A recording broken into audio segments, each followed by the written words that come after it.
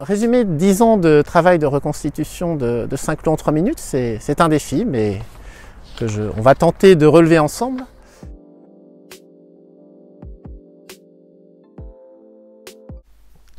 Le visiteur qui découvre la terrasse du domaine national de Saint-Cloud a souvent les plus grandes difficultés à s'imaginer qu'à la place de ce vide se trouvait l'une des principales résidences de nos souverains autour de Paris, jusqu'à sa destruction en 1870. Et c'est l'une des raisons pour lesquelles, je pense, j'ai conçu le projet de reconstituer le château tel qu'il était à la veille de son incendie, le 13 octobre 1870,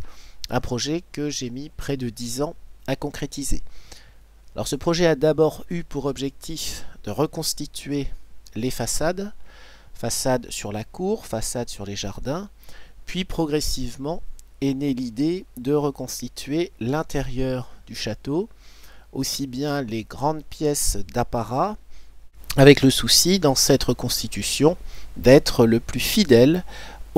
à l'exactitude historique à la fois des décors et du mobilier. Alors comment procéder pour parvenir à restituer le plus exactement possible l'intérieur du château?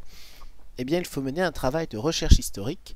c'est-à-dire un travail d'analyse critique et de croisement des sources qui vont permettre de déterminer de manière précise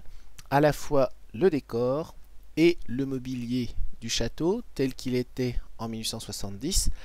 Et nous avons la chance pour le château de Saint-Cloud de disposer d'une documentation assez abondante et qui permet d'avoir une image assez complète du château avant l'incendie. Alors ces différentes sources sont d'une part des photographies prises avant l'incendie, des photographies que possède le musée municipal de Saint-Cloud, le musée des Yvelines, et également le musée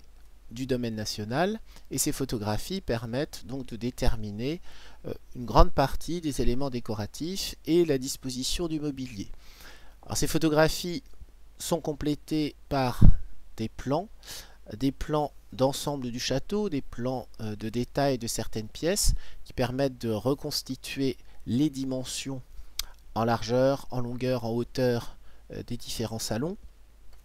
Et quant au décor mural, eh bien, on peut également à nouveau utiliser les photographies, mais aussi des mémoires de travaux, c'est-à-dire des documents réalisés après les différentes campagnes de travaux dans le château, notamment pour ce qui nous intéresse sous Louis-Philippe et Napoléon III,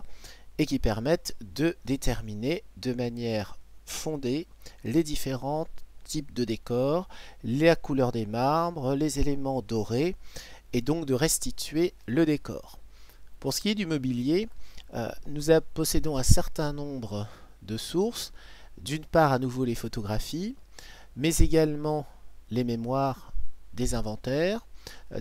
qui étaient dressés régulièrement, le dernier en 1855, qui nous permet donc d'avoir une idée très précise des meubles, des couleurs de ces meubles. Et il se trouve par ailleurs que ces mémoires ont permis à l'historien Bernard Chevalier, il y a quelques années, de retrouver au mobilier national une partie assez importante du mobilier du château retiré avant l'incendie de 1870. Et donc d'une part la modélisation des pièces, d'autre part la modélisation du mobilier permettent finalement de reconstituer l'ensemble de l'intérieur du premier étage avant l'incendie de 1870. Alors au final, quel est l'intérêt de faire cette restitution? Eh bien, elle présente un intérêt majeur, c'est-à-dire de comprendre pourquoi Napoléon III en fait un lieu de réception officielle pendant le Second Empire. Cette restitution permet de retrouver le luxe des décors de marbre, des tapisseries, des boiseries dorées, de comprendre aussi l'harmonie de ces décors avec la richesse du mobilier couvert de tapisseries, de soieries, de bois précieux, et également de comprendre comment s'articuler les différentes parties du château, les parties publiques et les parties privées. Et c'est ce que la vidéo qui est mise en lien vous permet